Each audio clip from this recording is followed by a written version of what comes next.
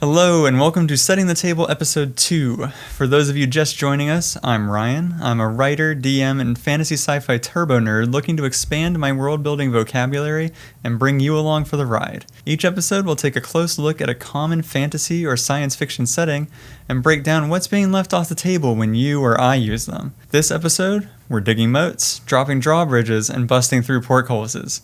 That's right, it's time to talk about the favorite home of evil royalty everywhere, the castle. Even if the castle isn't named, popular fantasy is rife with these big stony bastards. Game of Thrones, Dark Souls, Lord of the Rings, you can't throw a stone in any of these series without hitting a set of castle walls. And just to be clear, when I say castle, I'm talking about this. I am not talking about this. This overdressed little nugget is a palace, not a castle. Palaces are big fancy mansions for nobility that will, for the most part, fold like paper if an army rolls up on them. Castles are fortifications built in strategically important locations that, for enemy armies, create a bad situation. So now that that's clarified, if there's so many of the damn things, what are we missing when we're putting castles in our stories? First off, let's dispel some common misconceptions about castles, starting with the dungeons. Most castles, at least when the first few were built, didn't even have them. Imprisonment as a form of punishment didn't really exist for a while, actually. And if someone did need to get locked up, they were getting stuck in the tallest tower available. That way you only had to guard one entrance and exit, and anyone trying to break the prisoner out was going to have a hell of a time doing it. Next, let's talk about the Great Hall. When you think of it, you're probably thinking of a long, sparsely decorated hall terminating at a big throne where the imperious king or queen sits waiting to hear from their advisors. But is it only used for that? No, actually. The Great Hall is the biggest room in the whole castle and usually lies at its center. It's going to be buzzing with activity most of the time. Feasts and audiences will happen there, yes, but did you know many castle residents also slept in the Great Hall? The royalty did too. I know. Can you imagine? At least the king and queen got the benefit of a curtain to separate them from the riffraff in the Great Hall. There are a million other misconceptions I could go over, but we don't have time. So I'll leave off our misconception tour with this. Moats just aren't practical, and medieval builders knew that. Very few moated castles exist in real life. Instead, castles would be built in places that were already naturally defensible, like the tops of hills, or with their backs to a water feature or mountain. So where does that leave us? Let's do some brainstorming.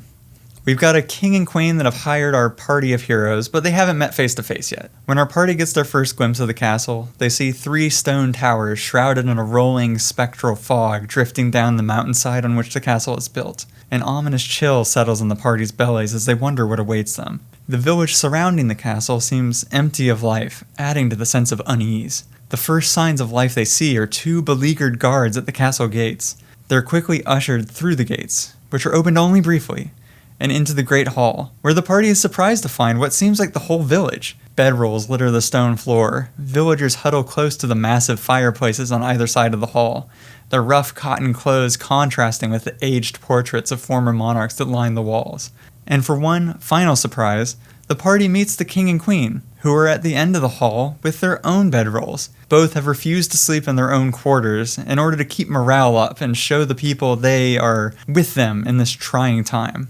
They explain that the party is here to defend the castle from an impending attack by a necromancer who lives further up the mountain, and ensure that the necromancer's child, imprisoned in the castle's tallest tower, is not freed.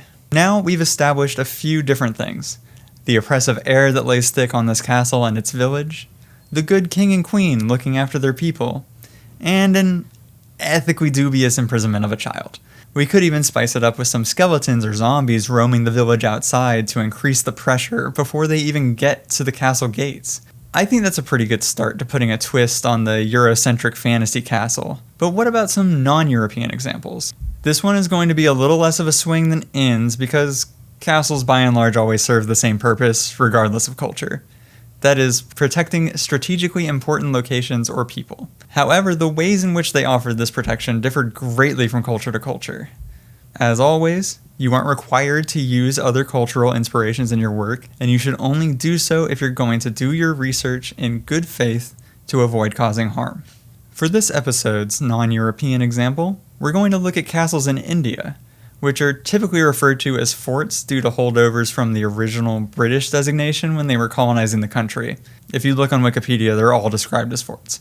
These had some different construction methods based on the geography, such as building the walls out of sand dug from the ditches around the castle, or rubble fortified with that same sand. Though it should be noted that there's evidence of wooden walls from historical records and ruins, as well as the usual stone and mason work. So there's a large array of different types of these early Indian castles and forts, all with unique advantages and disadvantages, too many for me to get into in this bite-sized little video, but I've linked the list in the description below. It should also be noted that the gates on Indian castles in particular differed wildly from European castles.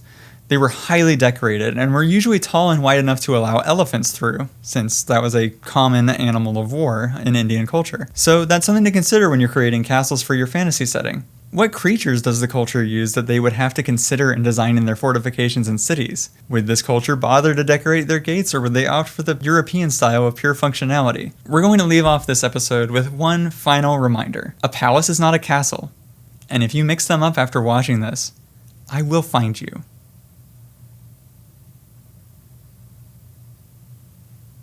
Next week, we're shifting to some sci-fi and talking about an, in my opinion, underappreciated setting element: space stations. Until next time, storytellers.